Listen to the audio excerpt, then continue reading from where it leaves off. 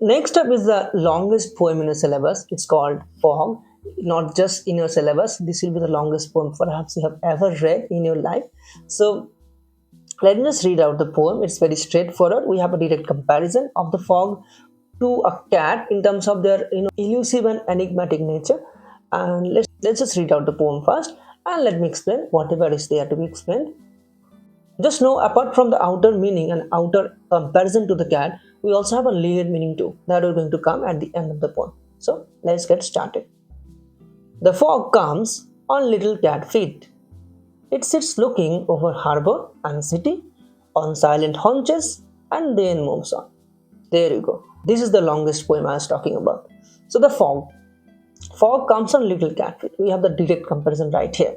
The fog has been compared to the cat because of the silency, because of little cat feet. What does it mean? Just like the cat comes in silently to our kitchens, to our houses, the fog also displays a similar characteristic. Okay, fog also suddenly appears out of nowhere, and then it sits looking over harbor and city. Then it actually spreads silently as well over the harbor and the city, and that movement has been compared to the sitting of the cat. The cat, when it sits on the haunches, sitting on haunches means what? Bending the knees and sitting, the characteristic pose of the cat sitting. So again, the spread of the fog over the harbor and the city has been compared to the sitting up to the posture, sitting posture of the cat, right?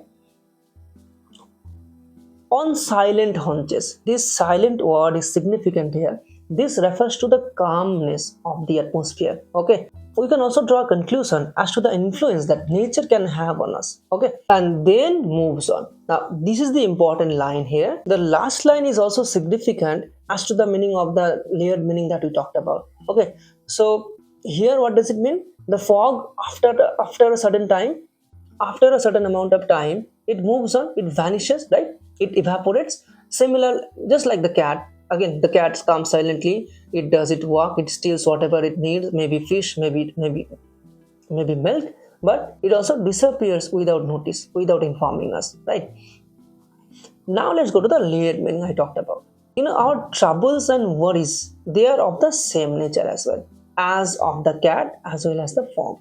Just like they appear out of nowhere, suddenly without informing, without any prior notice, our worries and troubles of life, they also appear suddenly enough. But the important aspect is, if we be patient, if we fight, if we don't give up, they also move on, just like the cat and the fog does. So this is the lesson that we can draw from this poem. That will be it for the explanation of the poem. The fog, direct comparison to the cat, including the posture and the movement of the cat, the enigmatic, again the elusive nature of the cat, and the more in-depth meaning, that is the fog in the poem here, could also refer to our troubles and worries of life too. In life, we are going to have troubles and worries. We can't give up. We have to stay motivated, because we know that after some time, they also will go away. There are so many philosophical thoughts along this line, that only after when it is darkest, the morning appears, the dawn appears, right?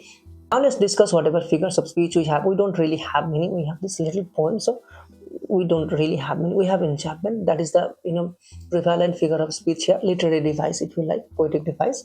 Enchantment. What is enchantment? Enchantment is the continuation of a line into the next one. So if you see here these lines, let me just find the poem again.